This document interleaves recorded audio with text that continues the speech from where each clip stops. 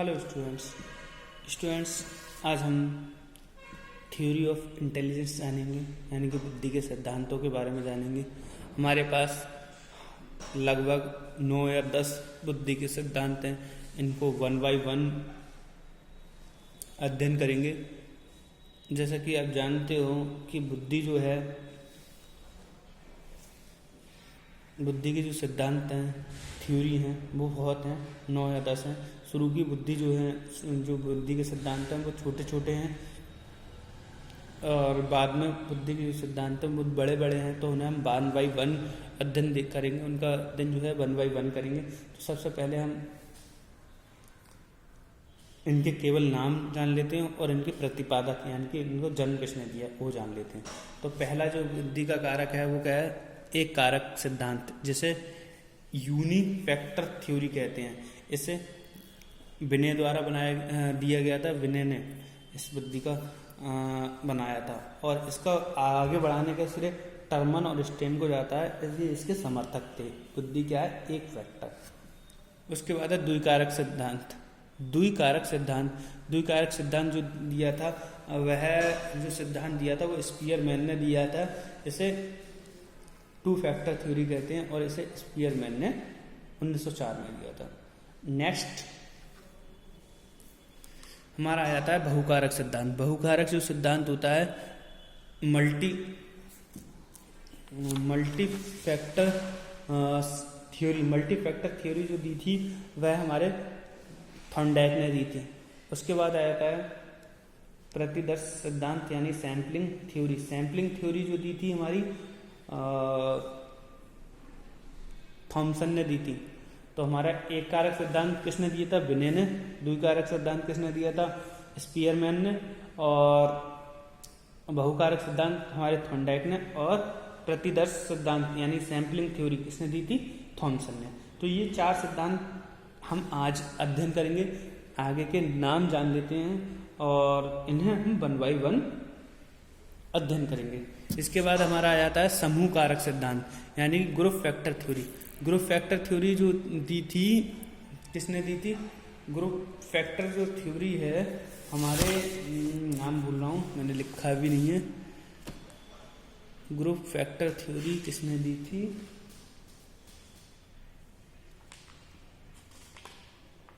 Group factor theory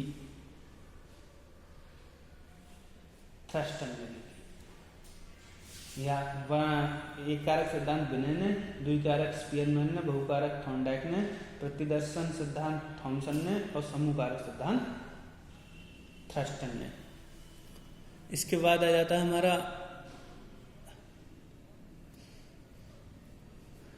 पद अनुक्रम सिद्धांत। ये हमारे बर्नर एवं व्हाइट ने दी थी।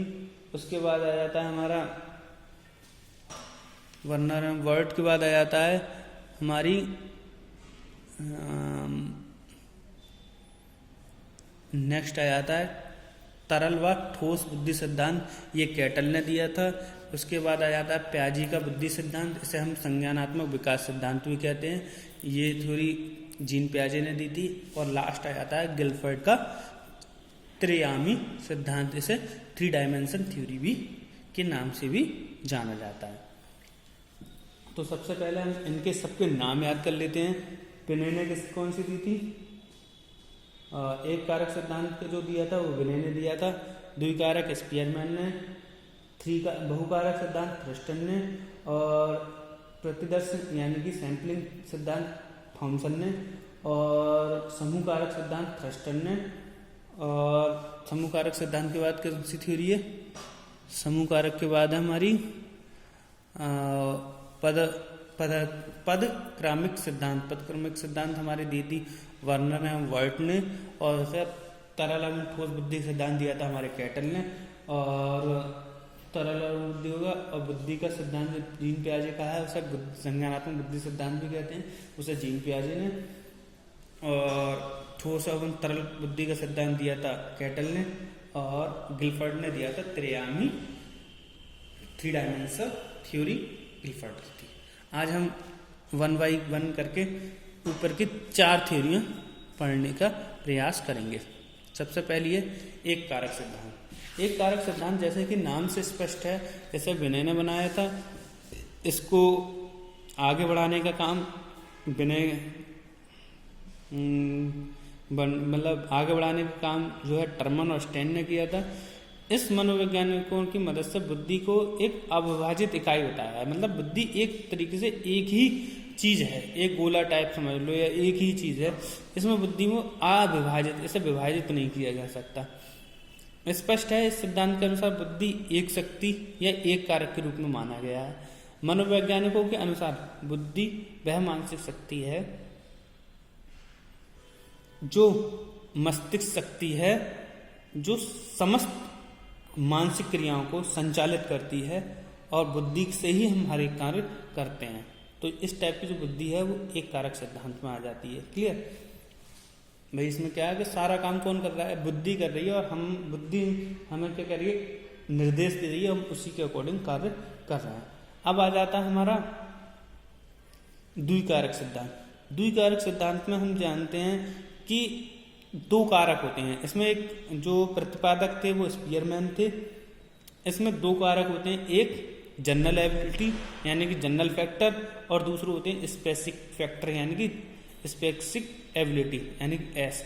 टू टाइप्स के फैक्टर होते हैं। सामान्य फैक्टर वह फैक्टर होते हैं जो सभी व्यक्तियों में पाए जाते हैं, जैसे खाना सबको आता है, या चलना किस तरीके से चला जाए, या फिर मतलब जो दैनिक क्रियाएं होती हैं, चलना कूदना, इस टाइप की जो दैनिक क्रियाएं होती हैं, जैसे चाहे हमारी खाना खाना, ब्रश करना, ये सब में आते हैं, सब लोगों को आते हैं। उसके बाद क्या आता है? Special factor. स्पेशल जो फैक्टर होते हैं वो कम लोगों में आते हैं, तो उस चीज़ को हम इन्हें स्पेशल माना है। और स्पेशल फैक्टर हर किसी में नहीं होते हैं, जिस व्यक्ति में स्पेशल होते हैं उसमें होते हैं। जनरल फैक्टर सभी में होते हैं। इसे हम इस डायग्राम के माध्यम से समझ। देखिए स्टूडेंट, इसमें उन्होंने बताने का प्रयास किया है कि जनरल फैक्टर जो होते हैं वो कॉमन होते हैं। जैसे ये जनरल फैक्टर है, ये क्या है? कॉमन है, सभी व्यक्तियों में पाया जाएगा। मान लो एक व्यक्ति और होता तो उसमें भी होता है। ये दो व्यक्ति हैं, ए और बी, तो इसमें जो स्पेशल फैक्टर है वो इसमें भी है, या इसमें भी अपना स्पेशल फैक्टर होता है। तो ये इस टाइप के जो फैक्टर होते हैं वो अलग अलग व्यक्तियों में अलग अलग पाए जाते हैं। मतलब जनरल फैक्टर सभी में पाए जाते हैं। इस चित्र के माध्यम से भी दिखाने का प्रयास किया गया है कि स्पीयरमैन ने जो बताया है कि जो फैक्टर हैं, जनरल फैक्टर सभी में पाया जाता है। ये मान लीजिए 1 2 3 4, ये 4 लोग हैं, चारों में अपने अपने कोई ना कोई स्पेशल फैक्टर होंगे, उन्हीं के आधार पर हो सकता है वो उसमें वो कर रहे हैं। जैसे मान लीजिए यह व्यक्ति ए है, ये मूर्त बुद्धि वाला है, यानी कि इसका जो स्पेशल फैक्टर है वो कारीगर वाला हो। इसका स्पेशल फैक्टर होता है व्यापारिक हो, ये व्यापार करने में हो। जनरल फैक्टर तो सभी में है, और इसमें मान लीजिए उसका जो वो क्षेत्र है वो कलाकार के रूप में हो। मान लीजिए एक स्पेशल फैक्टर है उसके पास गणितज्ञ के रूप में हो, यानी गणित को अच्छी तरीके से। तो इस टाइप से हमारा जो स्पीयरमैन का है वो जनरल और स्पेशल फैक्टर पर डिपेंड करता है। इसी क्रम को आगे बढ़ाते हुए थॉर्नडाइक ने स्पीयरमैन के जो 2 फैक्टर सिद्धांत था, जनरल फैक्टर और स्पेशल फैक्टर सिद्धांत को नकारते हुए अपना एक नया सिद्धांत दिया, जिसे मल्टी फैक्टर थ्योरी के नाम से जाना जाता है। उन्होंने बताया कि व्यक्ति के अंतर्गत जो बुद्धि है वो एक नहीं है, उसके पास बहुत सारे स्पेशल फैक्टर हैं, और बहुत फैक्टर हैं। कोई भी कैसा भी जो फैक्टर हो सकता है उसमें बहुत सारे गुण या ताकतें हो सकती हैं। ठीक, जैसे उन्होंने बताया कि एक तो कॉमन फैक्टर होता है, उसके बाद उनके पास 6 फैक्टर उन्होंने ज़्यादा बताए हैं, मिनिमम 6 फैक्टर। और उन्होंने कहा बहुत सारे फैक्टर होते हैं कि जनरल फैक्टर की तरह ये नहीं है कि जनरल फैक्टर अलग है और कॉमन फैक्टर, मतलब कहा जा सकता है कि जैसे थॉर्नडाइक ने अपने वो स्पीयरमैन ने अपने फैक्टर का नाम दिया था जनरल फैक्टर, और थॉर्नडाइक ने ऐसे कॉमन फैक्टर का नाम दिया है। हम इस चित्र के माध्यम से इसे और स्पष्ट रूप से समझ सकते हैं। देखिए ये चित्र, देखिए स्टूडेंट्स, इसमें जो कॉमन फैक्टर है यहाँ पे उन्होंने जनरल फैक्टर बताया था, और उसके चारों तरफ उन्होंने क्या बताए थे? Special factor. और उन्होंने कहा कि एक व्यक्ति में कोई एक ही स्पेशल फैक्टर नहीं होता, उनमें बहुत सारे स्पेशल फैक्टर हो सकते हैं।